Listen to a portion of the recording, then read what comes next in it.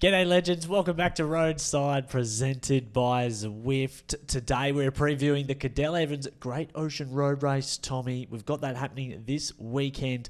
Now the Surf Coast Classic has begun yesterday for everyone listening, and today for the men's. Ali Wallison, she won ahead of Dygert and Baker in the sort of prelude to the big race over the weekend. But Cadel's, to talk about it, Tommy, it's got a great reputation, and it's found its place beautifully in the calendar, sort of just within that Australian summer period. Yeah, it's found a date, hasn't it? I don't know. It's found a date after TDU.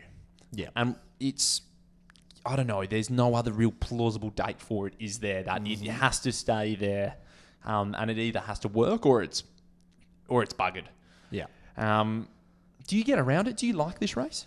Only because it's the first one-day race of the calendar. I do like it, but I tell you what, if it was just on its own and there was no Tour Down Under, I probably wouldn't watch. You know, it works well because it's part of the Australian summer package, and that's why it gets the teams it does. I think that's why it's been given the World Tour status. But I kind of do like the course, and a bit of history about this. Cadel Evans Great Ocean Road Race, it was born very much after the 2010 World Championships that happened in Melbourne and finished in Geelong. And I know for a fact that after that race was put on, they started to discuss with Geelong and Visit Victoria. They liked what they saw with the World Champs in 2010, which Thor Hushoff won in the men's, and they wanted to do another event. And so as Cadel got closer to his twilight career, they thought, let's use his name, one of the great champions of Australia, and let's try and build a one-day race, because Geelong and Victoria wanted more. So that's sort of where it came. Georgia Bronzini won on the 2010 women's during that Geelong Worlds as well. So it's really interesting, and I guess it's become famous now, part of the Australian summer. Yeah, it certainly has, but not famous enough. Particularly with the midweek races, which are UCI races. So there's UCI points available. These surf coasters. Yep. The men's is on Thursday, the women's is on Wednesday. To keep all the World Tour teams across, we've still got 3 World Tour teams who have decided that they don't want to take part in Cadels. And to be on the World Tour, you have to race every single race, but you do get one exception. Oh, really? Yeah. So also, I'm pretty sure it's also, if a race has just been created, you don't have to turn up to that first 3 editions, I think. If it's just been created, I think there's an exception as well for teams to skip that one. So do you know the teams that have missed out? Yeah. Oh, of course, I do my due diligence. Good. Nah, Archaea, Bahrain, and Decathlon Egituza. So no one hoping for a result. Where's your man from Decathlon? Bastien Tronton. He's gone home, mate. He's put the feet up after a very successful Tour Down Under. He finished 5th. He's gone home, mate. He just wants to get back to mum and dad's cooking. Economy X for the great man for finishing 5th. No, I think they actually stopped over in Singapore, Decathlon, on the way home. I think they had a bit of a layover to make. It's such a hard flight, isn't it, mate? It's a long travel. They just need to make sure they don't get sick on the way home. They tell you about it. Now we've got the previous winners to talk about as well, because they kind of shape our discussions later on when we do preview hard into the men's and women's, of course, after our first break. But just to give you a bit of an idea, Pithy was the reigning champ. Rehort from in the women's was the women's champion. Then Meyerhofer, we haven't seen much of him back in 2023. Ardegast as well in the women's. Again, haven't seen too much of her. Devonins, Liana Lippert won it back in 2020 because it was a big break post-COVID. Viviani, Sierra, McCarthy, Hosking. That's kind of the women's and men's finals. And, with the men's, I guess it's sort of your sprinters who can climb a bit. And your women's, it's really a mixed bag.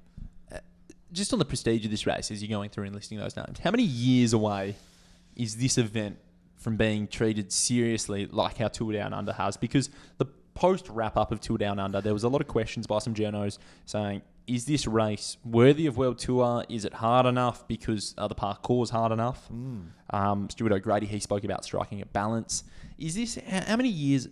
I think Tour Down Under is obviously World Tour worthy. Oh, yeah. And the peloton that comes down and prepares for it now. Adelaide, because of the UCI points and the spectacle that it's put on, it's World Tour worthy without a shadow of a doubt. It's better than some European races, let's be honest. It definitely is. And how many years do you reckon it is until Cadel's is a race that cannot be missed by everybody. I tell you what, the thing that could actually turn Cadel's and just put it in danger is an Australian race that for the last 2 years has been on the brink of coming back, and that's the Herald Sun Tour. Yep. It has been so close. I've actually been told 2 years in a row by very high up people in this race that it's coming back, and it's just on the last part of the line. I understand it is Visit Victoria, who are the ones who just hasn't quite got over the line both years. But Tight coffers, the Victorian state budget, very ready, tight at the moment. Yeah, they are ready to bring back the Herald Sun Tour, and if they did, this is the kind of spot where it would go. It would go straight after Tour Down Under. Well, you're the man with the ear to the ground. How close is it to getting across the line for next year? There's a lot of things that are, it's not just based on Visit Victoria, but also now it's involved with Pro Velo. It's going to have to find a spot with this race as well. They're not just going to shift around Cadel's because they have their spot in the calendar. It's a World Tour race. But it's an interesting question about the prestige of Cadel's. And does it need a huge name to win? Because we haven't really had a massive name winning this race. I guess Lippert would probably be the most famous of the women's, and Hoskin, of course, is an Australian name. Viviani, Pithy's, he's an up-and-comer, but we hadn't had a big star winning this race. Nah, no big Froome dog rolling in, taking the chocolates, have we? Not yet. Yeah, so we could talk about that. The Surf Coast Classic, the first time they had it for the women's was today and this year. The men are coming, well, they're going to be racing today when you guys are listening, and the whole idea of creating the extra race is to just try and tease out the teams to stay, isn't it? Yeah, it is. Back in the day, mate, they actually used to just have all the riders in Melbourne. So I say back in the day, a couple of years ago, they used to stay in Melbourne, not down in Geelong, and they'd just be feeding them tickets to the Australian Open every night to the riders. Really? Yeah, because they wanted, it was still very much packaged as a holiday. So the TDU, get all the serious business done, and then, please come to Melbourne. You can go to the tennis for free every night. We'll put you up in the hotel. Because they finished Tour Down Under and the finals are on. So you can get yourself a ticket, hopefully not to the Djokovic match because he pulled out with a hammy at the semi. But, that's elite. So we've got a few other races going on as well that we'll touch on before we dive into our proper preview. The race that destroys Jaco Alula's chances of winning the Tour Down Under, Tommy, the Alula Tour in Saudi Arabia is on right now. Second stage is tonight. We had the first stage last night. It's on right now as we're recording. There's a 5-rider break up the road, and a little bit of a kick, a little bit of a hill at the end. You're pulling up the live feed. I followed last night, mate. The time zone works so well when you're in Perth. It wraps up at around 9:30. It's just irresistible. So there I was having dinner, and then I realised it was on, and I looked across my Lucia, and my partner Lucia, as she was pulling out my phone, she was like, "Are you seriously about to do this?" And I was like, "Yeah." It's like 5K to go. Back in the day of GCN Plus, which would be a sore point for any UK listeners, I used to do the same. So Alula Tour's on. We had Merlia open his account and start his year off with a bang, absolutely smoking the field. He did. In that sprint, beating Milano. And I saw on Twitter someone posted Milano's sprint stats, which it came down to that classic sprint first stage of Alula. Milano didn't even get out of the draft of Merlia, and he averaged 1,200 watts and peaked 1,500. He could not even come out of the wheel. Yeah. So imagine what kind of power Merlia was doing when he was dropped off. No, it's one for the pure sprinters. Jakobsen, he's down there as well as Dylan Groenewegen, and obviously the controversial man in the off-season, Pidcock, has started his season there. So it's a good race. I like it. I really like it. It's a good stepping stone to UAE later on, which is the Sprint World Champs. So no, that'll be me glued to the screen later on. But how are you? Getting back into normality, mate. Following Tour Down Under. We live in a bubble when we go to bike races. It is that's a great way of describing it. It is a bubble. Like, it's a bubble in that you can't, when you're working around all these events, it's like you're seeing all your friends all the time, but sometimes you can't actually talk to them. Or you can't really properly, get into things and have a good chat because you're just flogged. So it's kind of good stepping back to the bubble. And, when I go back to work, the normal day job, Tommy, I just go back to mowing parks and just cutting trees down. And my team at work, they don't know anything that I do. So they just assume that I've just been away. Like, oh, how's your holiday? I'm like, yeah, it was good. and you're just back to normal. So I don't know. You're rubbing shoulders with Greipel, Oh, Cav they at the VIP. There you wouldn't even are. know who This they bloke, are. your left hand, your left wrist, just full of the VIP tags after a week, mate. it's like the first time you go out.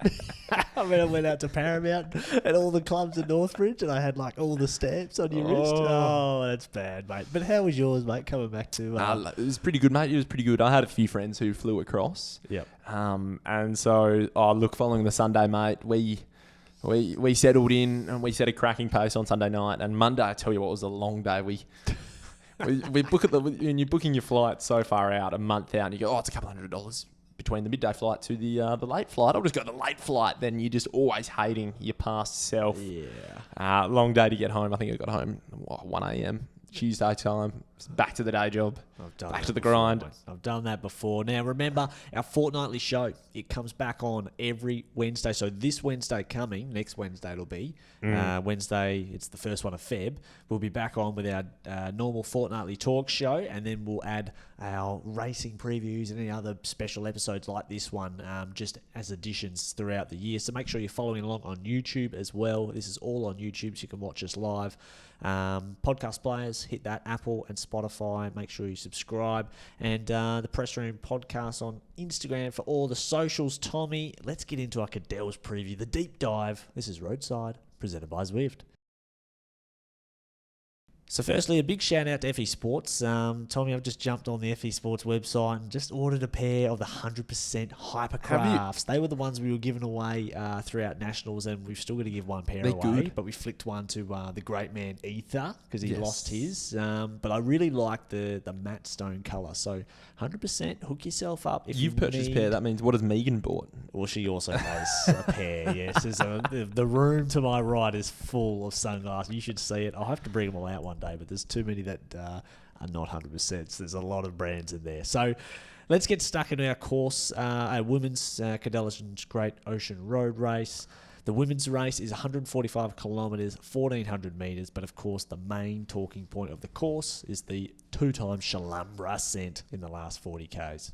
Yes, I feel like it's just an extended sort of tour down under stage, isn't it, for the women? You know, they sort of meander their way down the coast. It's kind of like a Wollonga stage vibe, isn't it, where it's got that coastal route after some back roads, so it picks up the sort of the tourist hotspots. The climbs that are back, the Shallambra, they're hard climbs, they're steep, punchy climbs. You're pulling up the race route now. It'll be hard enough to split the race up. But the question is always, is it hard enough to be able to destroy and, just do a peeler of a turn and then have your team obliterate the peloton that you can go off and ride solo? Yeah. That's always the question. And what's the group going to be like over the top? Who's going to ride themselves back into the race? Because we always see that on this circuit. It's not a bad circuit, is it? No, I like the circuit. I really do like the loop in and around Geelong. That's kind of cool when they do, of course, Geelong is where the Shallambra ascents are. And, like I said, the reason why it finishes in Geelong and starts and finishes in Geelong is because of that World Champs back in 2010. They love cycling. The Bay Crits held in Geelong as well. Really important. So I like the climb. I really like the Shallambra climb. I think it just gives a nice launching pad for attacks, and we saw last year in the women's, Sarah Dugante was, again, she was the one nuking it on the top. There was a headwind. It wasn't quite the climb for her, similar to Plappy on Wollonga, and Ella Wiley was the one in the Kiwi, who's in the National Champs kit, the black and white silver fern. She was the one that did the most damage on the climb, but for the last few years in the women's race, we've kind of had a select group of sort of anywhere under 10 riders go to the line after that final descent or ascent. And you know what? I could see that happening again. Yeah, it's hard not to, isn't it? It's hard not to. And when you look at some of the favourites that we've had, and I think the standout favourite is Dygert from Canyon SRAM. They're a team that are just going to want to blow apart the race. They sort of were one of the main animators of today's Surf Coast Classic.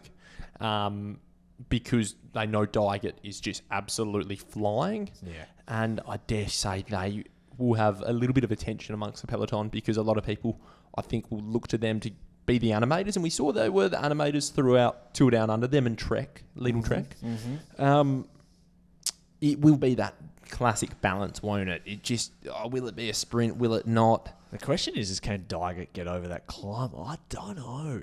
She know. can.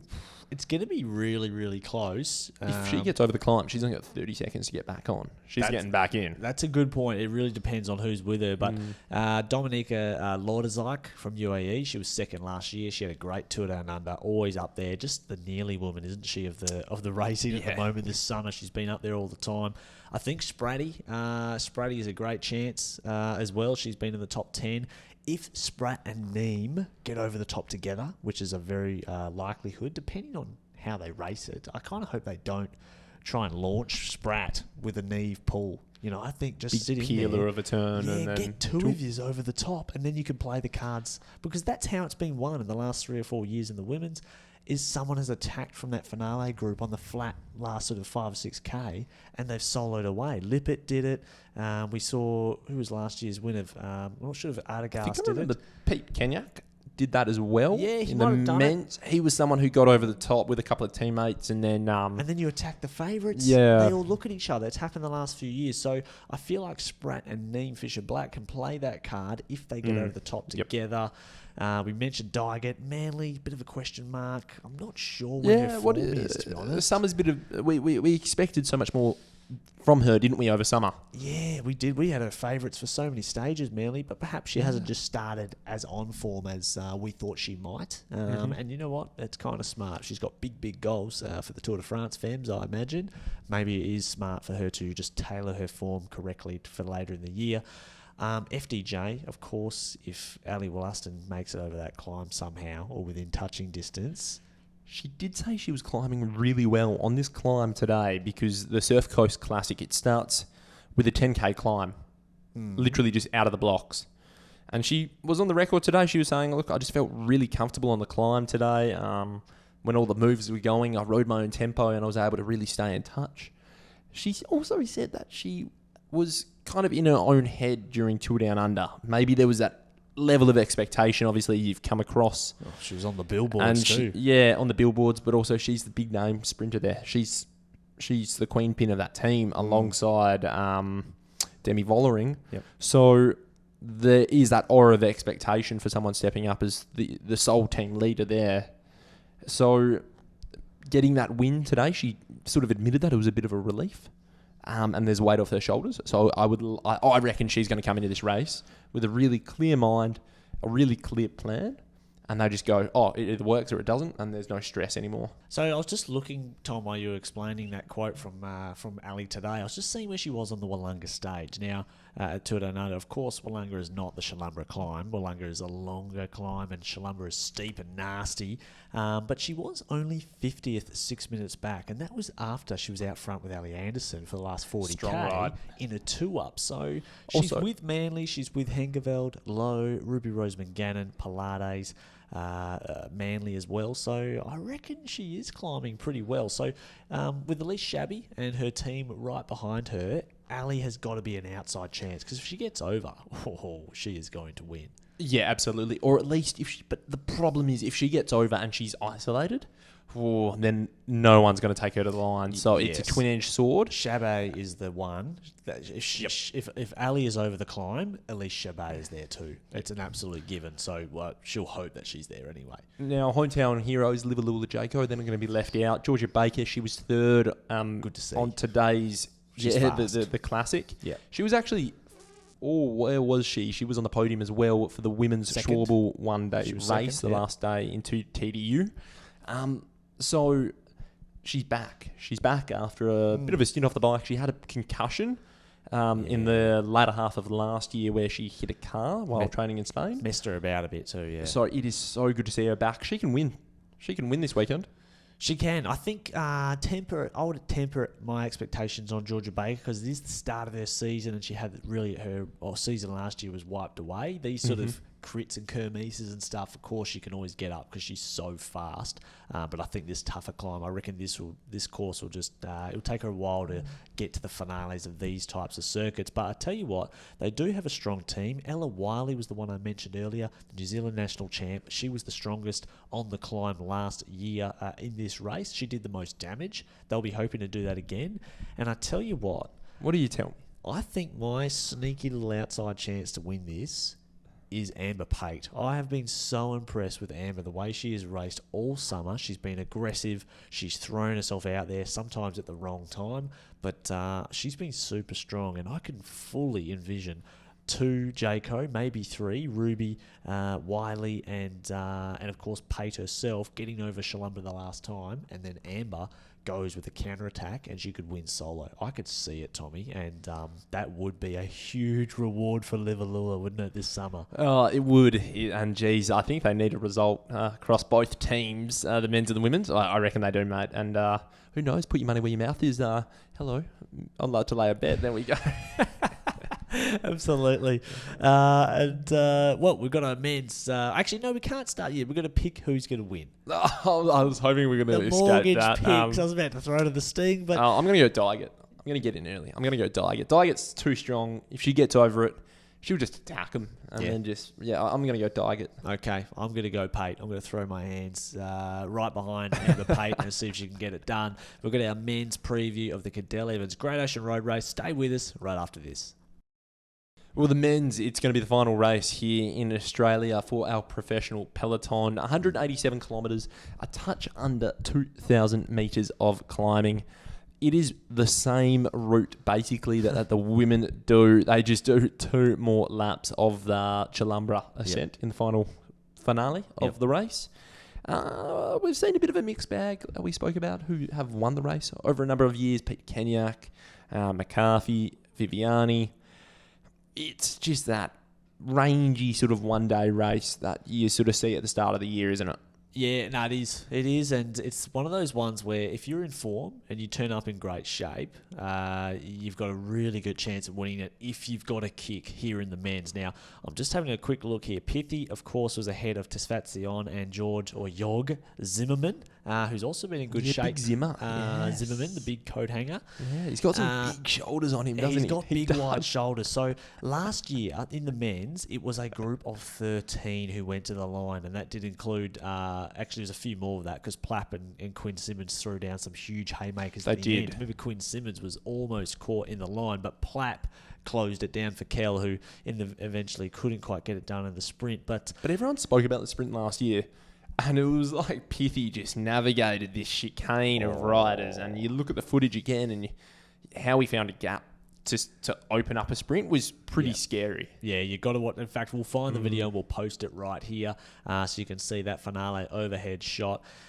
The thing is with this race, before we really start talking about the favourites, Tommy, is I'm sure the race would really love for someone to do the big launch on the last day up Chalumbra, Alaphilippe style, distance everyone, go over the top with 8Ks to go, 2Ks are descending, 6Ks flat, ride in solo with a big hero move. But in February, there's just no one in form to do that kind of stuff, and there's probably no one really on this start list, even if they were in form, that could do it. But geez, they would love that. Imagine Alaphilippe in the Tudor Pro Cycling kit, who will be the next powerhouses. Imagine him just going bang and launching it. No, it'd be special, and I reckon the Geelong punters would absolutely love to see it. Cadel would welcome that with open hands. I don't know. I can't see it happening, though. I just can't see it happening. There's too many people, too many riders who have vested interest. I think the last solo winner was, Peter Kenyak? 21? It's going back so, maybe. And that was a real pure solo win as well. I remember when he was away. Random, apart from Pithy, they're random winners. Gianni Mearsman stole the first edition. Pete Kennock. Then there was Nikias Arndt. I believe the commentator called him the wrong name the whole time. Jay McCarthy, Viviani, Devon Enns, Meyerhofer, Pithy. They're all like, Viviani. They're all like the B grade team sprinters, aren't they? The winner's role reflects the standard of the race that is. Yes. In saying that, I think it's gotten better and better every year. Nah, it certainly has. So Pithy winning is a good one because Red Bull, let's talk about our favourites. Pithy and Red Bull, they've got to be the big favourites of this race. Is your mortgage on them? On that team to win this weekend? If I was a betting man, and once upon a time I was, I'm not anymore, I would be very much putting on Pithy because I can suspect that Pithy will get over the top of Chalumbra for the final time, and so will Finfisher Black, and that gives you 2. And if you've got 2 in a group of 15 or less, you've got great odds. Yeah, you've got good odds, particularly when you get over that, and it is wide open roads. There's not these twisty little narrow roads. There's straight sections. So it can be hard if you're that solo rider to sort of share a bit of work and sneak off. Everyone's in plain sight when you get over these climbs. Oh, look, yeah, Piffy, Red Bull, they'll have the numbers. Welsford, I don't know if he would make it over the climb. I don't even know if Welsford would even say to the boys, I'm a leader here. I think he might even say to the boys, I'll work for you and help you with positioning, because sort of return the favour. He's that sort of guy, isn't he? He would do that. I'm not sure how much he could help, like in the last. He's a big horse. Yeah, but they go 6 times or 4 times Shallumber in the last 50k. He could get over that. He's climbing well. Maybe once or twice, but I feel like on those last 2 he might not be there. But they might have a chance of getting 3 up there. Zwerhoff or even Van Poppel. He's going so well. They could have 3. What about another favourite is Luke Plapp, who last year was very strong. He got over the top with Kel O'Brien, and in the finale, he tried a big attack. He got closed down, and then he put himself on the front, who closed down Quinn Simmons' move, which was a serious turn of speed. And again, Plappy showed he was one of the strongest. He just doesn't have that punch. He doesn't have that punch to get the separation. It makes it so difficult to win bike races. No, it is. And it means, for him to sort of act as that foil, he's got to have someone in the group like O'Brien. And Kel O'Brien really needs to come to the forefront here for this weekend. And could they it's a sort of race that on paper suits him, and we don't know how well his form is and where he's at. Kel? Yeah. Yeah. Well, I mean, he got over the top last time in the final group. And how about this top 4 for Jayco? They could have 4 over the top with Harper, O'Brien, Plapp, Maro, Schmidt. That's a pretty good top 4. Schmidt's a good shout. If Harper and Schmidt don't go away off the front in the 2 previous Shalumbras, they might have a shot. So let's hope. If they play their cards correctly, they could have the most in that finale. And that'll be on. Now, who else do we have on our favourites list? What about from Needle Trek, Tommy? The youngster, Albert Withen Phillipson. Very impressive. Yeah, your boy. You've been riding this guy all week last week at Tour Down Under. You're very impressed with him. Can he get over the climbs? Mate, he did 7 minutes at 7 watts per kilo on Wollonga. Yeah, but that could be like, weighing in at 80 kilos, mate, just a big unit. He's tiny, this kid. He's 18 years old. He's a freak show. He will be there, no doubt about it. Yeah, he'll be there. You've put down some of the... look, Cockard. Good shout, Cockard. Brian Cockard. He loves this time of year, doesn't he, the little nugget? He does. He loves coming down to the Australian Summer. He won into Victor Harbour, stage 4 at last week's Tour Down Under. Pretty chaotic sprint, cagey sprint. He's got his Aguirre, Jesus Harada, 2 big names to help him who aren't in form, but I'm pretty sure they both won Tour de France stages. They have. So they're elite, mate. They're good operators. They're just tanning it right now, though. They're here for the tan. They are. Like, good on them. I'll rate it. He's here to win. Ben Swift is another who was top 5 sprinter for Ineos on the opening day of the Tour Down Under.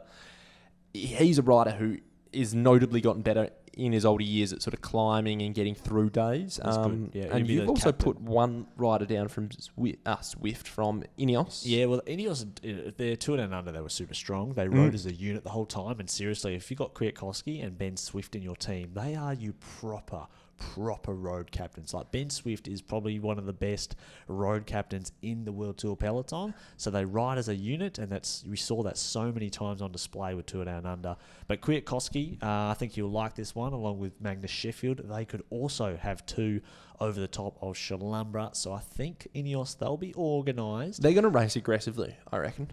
Yeah, they will. They'll race it really aggressively. Yeah, they will. And Sam Watson's, when he's usually in form, he would be one for this as well. Yeah. Now, last favourite for me, and they've got a bone to pick with this race as well. Yeah. Israel Premier Tech. They'll go there with Corbin Strong. They've got a strong team full of climbers. They will rip up these last couple of climbs. They will look to isolate it. And I reckon the young Kiwi, Corbin Strong, he's come here to try and win a race, and I reckon this could be his race. I think he's been close a few times, Corbin. I'd love to see that happen. The big man, he's been the nearly man, hasn't he? He's so versatile. He has. He's just, there's always been someone faster when he's been in the finale. So let's hope so. And again, I know I'm ringing this bell a lot, but Brady Gilmore would have loved this course. He would have loved this course. Michael Woods there getting the Canadian tan. Stephen Williams, 8 minutes down on GC at the 2 and under. Throw him out.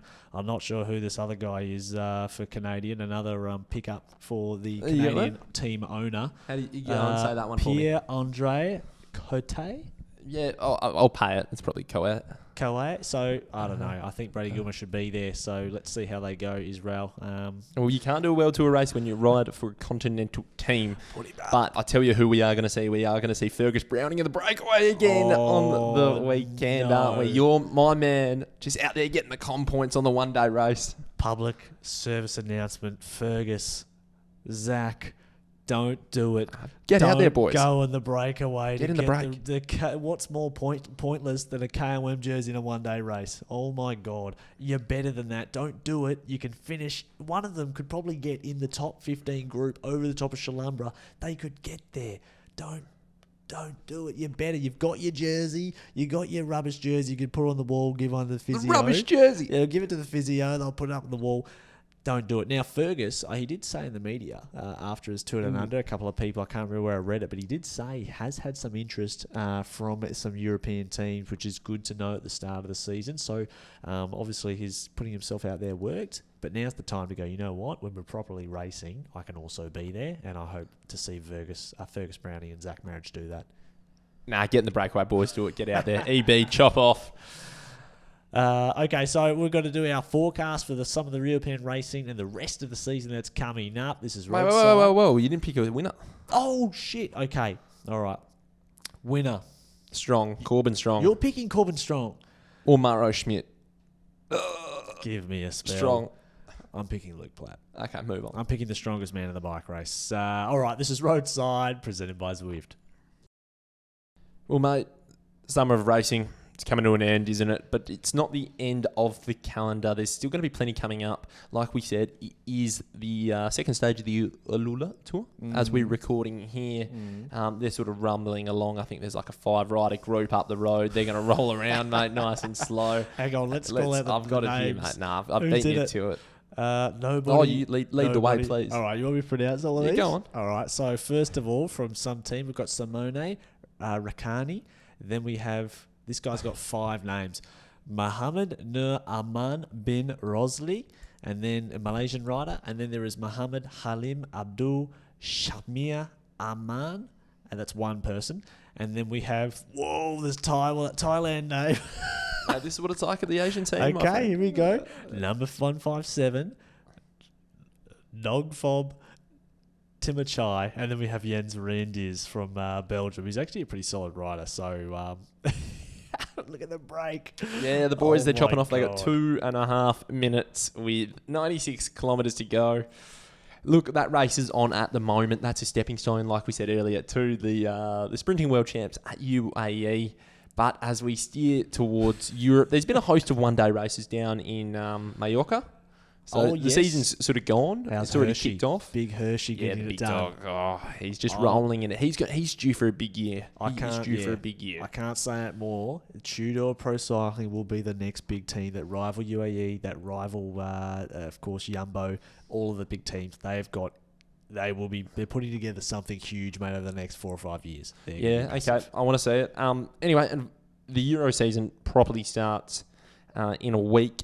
On the 5th, Volta Valencia kicks things off, which is good to see because Valencia's had a bit of hardship with the flooding that's occurred. Of course, yep. So it's amazing to see them put on this race.